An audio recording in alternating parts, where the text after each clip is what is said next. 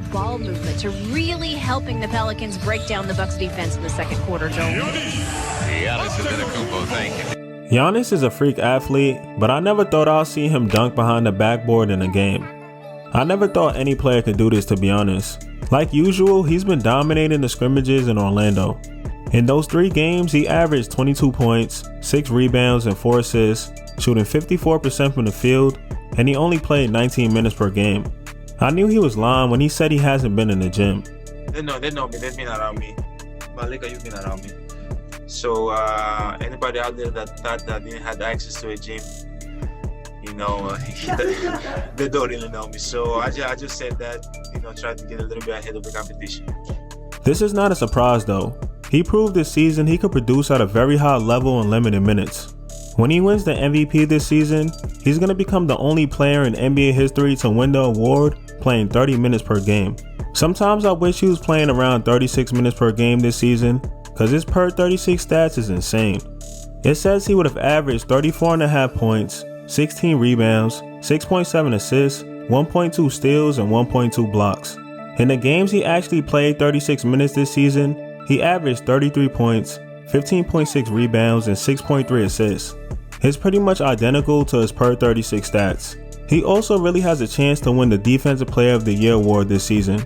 He's the main reason why the Bucks have the best defense in the NBA. He leads them in individual defensive rating, defensive field goal percentage, and defensive field goal percentage in the restricted area. He really only allows 51% shooting in the restricted area. This is better than anyone in the league. He's the only non-center in the top 10 in both defensive rebound percentage and total rebound percentage. He's doing this good on defense while having the highest usage percentage in the NBA. I can only imagine how tired he'd be after every game, cause he'd be going hard on both ends at all times. If he wins the Defensive Player of the Year award, he's going to become the 5th player in NBA history to win an MVP and a Defensive Player of the Year award in the same season.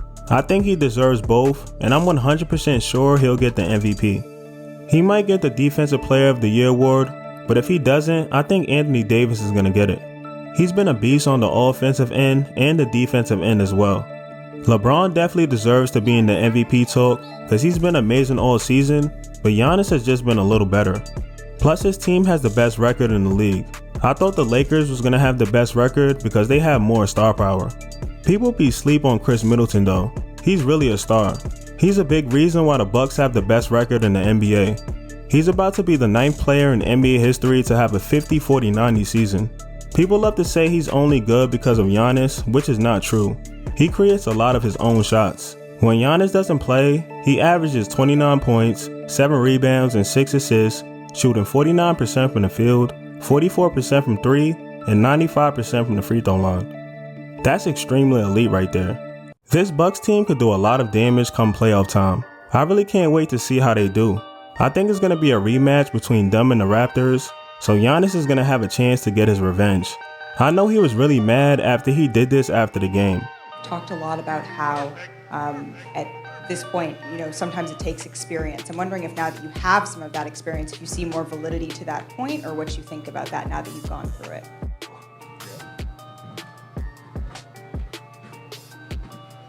A big reason why they lost is because he didn't really play his best against them. He averaged 22 points, 13 rebounds, and 5 assists, shooting 45% from the field. That's not enough when you're going against a great team like the Raptors. Kendrick Perkins thinks the Raptors will make the finals this year.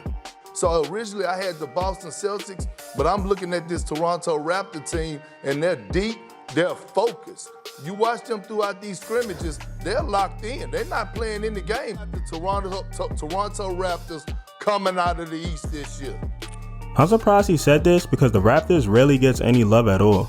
If Giannis doesn't make it to the finals, I think he's most definitely going to leave the Bucks. They can't have the best record in the NBA 2 years in a row and not make it to the finals and expect him to stay. Every team is going to want him, but the only teams that have a chance to really get him in my opinion is either the Warriors, Raptors, or the Heat. I can't wait to see what happens. If they don't make it to the finals, do y'all think Giannis will leave? Let me know in the comments. And if you like this video and want to see more videos like this, make sure you hit that like button and subscribe for more vids. Peace.